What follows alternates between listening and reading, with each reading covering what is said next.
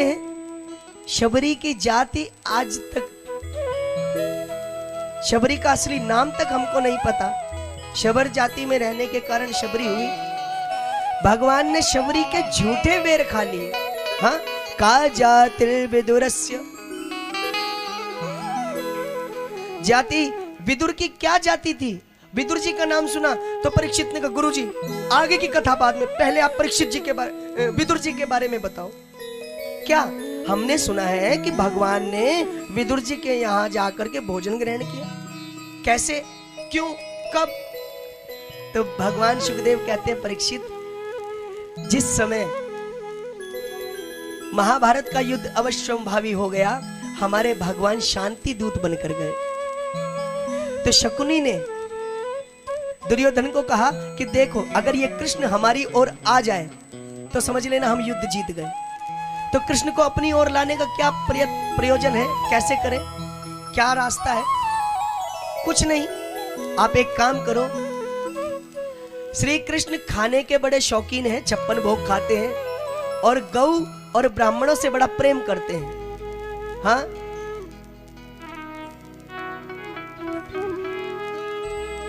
विप्रधेनु सुर संत हिता,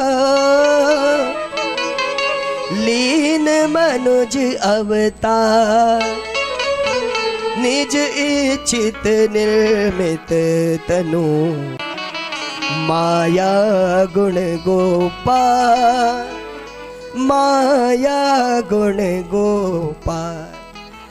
तो ये ब्राह्मणों की रक्षा के लिए आए। अच्छा आप सोचो, जिस समय आप हमें तिलक करते हैं तो हम कोई ब्राह्मणों की प्रशंसा करते हैं? नहीं, हम भगवान की प्रशंसा। नमो ब्राह्मण्य देवाय गौ ब्राह्मण हिताय च जगत हिताय कृष्णाय गोविंदाय नमो नमः। भगवान ने यजमान के मन में वो भाव प्रकट किया कि वो ब्राह्मण को देवता मानकर तिलक करता है। तो इसलिए हम भगवान श्री कृष्ण, भगवान गोविंद को प्रणाम करते हैं। हम अपनी प्रशंसा नहीं करते क्योंकि इसमें हमारा कोई गुण है ही नहीं, तो भगवान की कृपा है। तो दुर्योधन ने अपने जितनी गैयाएं थी सबके सींग सोने से मड़वा दिए, सारे ब्राह्मणों को खूब धन दिया और जिस समय श्री कृष्ण आने वाले थे तैयारी में लगा दी। इधर विदुर जी धृतराष्ट्र से कहते हैं भैया अगर आप एक पुत्र का मोह छोड़ दो तो आपका समस्त कुल नष्ट विनष्ट होने से बच सकता है। कौन? दुर्योधन। ये दुर्योधन आपके कुल का नाशक है।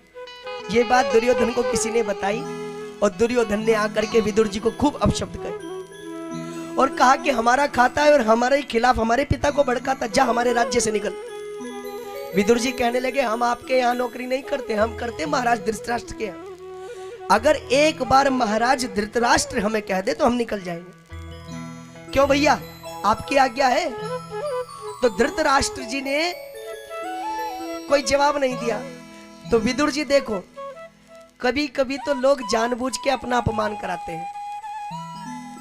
मौनम स्वीकृति लक्षणम, मौन स्वीकृति का लक्षण है। जब धृतराष्ट्र जी कुछ बोले नहीं तो विदुर जी समझ गए कि धृतराष्ट्र भी चाहते हैं कि हम चले जाएं।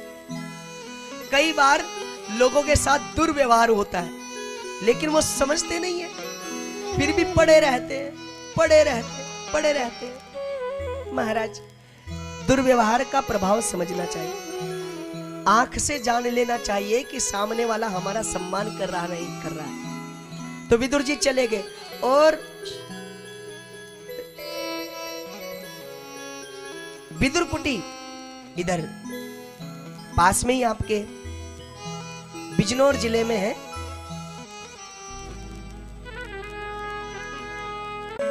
बेंगलोर, इंद्रप्रस्थ, दिल्ली, इस प्रकार 5 नगर मांगे जो पूरे भारत की अर्थव्यवस्था का केंद्र है आज की डेट में। तो हम आपसे निवेदन कर रहे थे कि भगवान ने कहा, तो दुर्योधन ने कहा सूचमग्रेव न दास्यामि, बिना युद्धेन केशव, हम नहीं देंगे, युद्ध के बिना सुई का भाग भी। तो भगवान कृष्ण आवेश में आ गए, बोले अरे दुर्योधन तूने युद्धों के नाम सुने होंगे, देखे नहीं? अरे तू जानता नहीं है मैं 17 युद्ध 18 युद्ध लड़ चुका हूं जरासंध से, तब जाकर मैंने द्वारका बसाई। जानते नहीं हो, एक युद्ध में देश की अर्थव्यवस्था बर्बाद हो जाती है। आज देखो, रूस यूक्रेन का युद्ध जो वर्ल्ड वार का कारण बना हुआ है, और प्रत्येक देश सशंकित है कि जाने कब वर्ल्ड वार छिड़ जाए, कब वर्ल्ड वार छिड़ जाए। अभी पीछे चाइना ने पूरे विश्व की अर्थव्यवस्था को डंप कर दिया था पिछले साल कोरोना के बाद तुरंत। हाँ, इतना धन उन्होंने जो है पहाड़ों में लगा दिया, वहां बिल्डिंग बना दी, इंफ्रास्ट्रक्चर में। क्षमा चाहूंगा मैं, पर मैं आपको निवेदन करना चाहता हूं, भारत की जो इकोनॉमी है वो $3 ट्रिलियन जीडीपी है भारत की, और $3 ट्रिलियन चाइना ने इंफ्रास्ट्रक्चर में, पहाड़ों में इन्वेस्ट कर दिया। बताओ कितना विश्व का नुकसान किया। हाँ, पूरे विश्व की अर्थव्यवस्था डंप हो गई, तब से लेके आज तक नहीं उठ पाए। हम ये बताना चाहते हैं कि जब बड़े बड़े युद्ध होते हैं ना, ये भी आर्थिक युद्ध है, जिसमें नुकसान किसका होता है? आम जनमानस का। उनकी इनकम पर फर्क पड़ गया, लोगों का जो सोर्स ऑफ इनकम है वो कम हो गया, कई रास्ते बंद हो गए। देश का कोई देश अपनी ईगो में आकर किसी दूसरे देश को इस हद तक बर्बाद कर देना चाहता है। अरे उसकी जनता पर तो तरस खाओ। युद्ध कर रहे हैं आप, आपस में कर रहे हैं। राजनीतिक युद्ध में सिविलियन को परेशान करना, वो बेचारा मेहनत से 2 रोटी कमाता, अपने परिवार को चलाता। कहने का भाव दुर्योधन को श्री कृष्ण यही समझाते कि युद्ध को जन्म मत दो, क्योंकि आम जनमानस का नुकसान होता है। तो देखो दुर्योधन ने क्या कहा, भगवान ने कहा क्या तुम जानते नहीं हो इसका दुष्परिणाम होता है? तो दुर्योधन ने कहा कि जानामि जानामि धर्मम न च मे प्रवृत्ति, मैं जानता हूं कि धर्म क्या है, क्या फल होता है, पर धर्म करने में मुझे सुख नहीं मिलता। जानामि अधर्मम न च मे निवृत्ति, मैं जानता हूं कि अधर्म का क्या दुष्परिणाम हो सकता है, लेकिन क्या करूं महाराज, जब तक 2-4 लोगों को मैं परेशान ना कर दूं तो मेरा भोजन हजम नहीं होता है। भगवान कहने लगे ऐसा क्यों करते?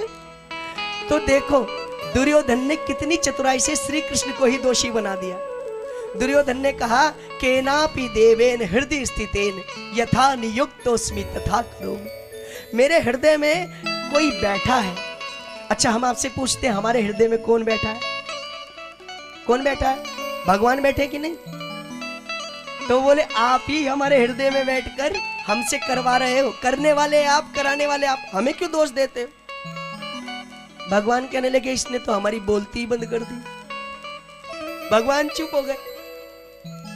इतने में दुर्योधन ने कहा महाराज आप भोजन कर लो। भोजन हम नहीं करेंगे। क्यों? क्योंकि ना तो हम भूखे हैं और ना तुम्हारी वाणी में वो प्रेम है कि हम तुम्हारे कहने पर भोजन कर ले। हाँ। आवत ही हर से नहीं नैनन नहीं सने, तुलसी तहाँ न जाए चाहे कंचन बरसे में। तो भोजन कहाँ करोगे? बोले महाराज विदुर जी के यहाँ। भगवान पहुंचे विदुर जी के यहाँ विदुर कुटी में। विदुर जी को पता लगा भगवान आने वाले हैं, तो विदुर जी अपनी पत्नी को कहकर बोले कि भगवान आने वाले, तुम चलो, तुम यहाँ से स्नान ध्यान इत्यादि करो, भगवान आने वाले और मैं भोजन की व्यवस्था करने जा रहा हूं। विदुरानी स्नान के लिए गई और भगवान आ गए। भगवान ने दरवाजा सांकल बजाई, काकी दरवाजा खोलो। अंदर से आवाज आई, कौन? भगवान श्री कृष्ण बोले मैं काकी, मैं कृष्ण, मैं तुम्हारे घर आया हूं। स्नान कर रही थी विदुरानी। भगवान से देखो प्रेम करने वाला किस हद तक प्रेम करता है। स्नान करना भूल गई, बाहर आई, अपने वस्त्र संजोने भूल गई। जब सामने आई तो भगवान को देखा तो भगवान को देखती रह गई। जब मैं था तब हरि नहीं, और हरि मिले तो मेरा पता नहीं। भगवान कहते हैं किसी से मैं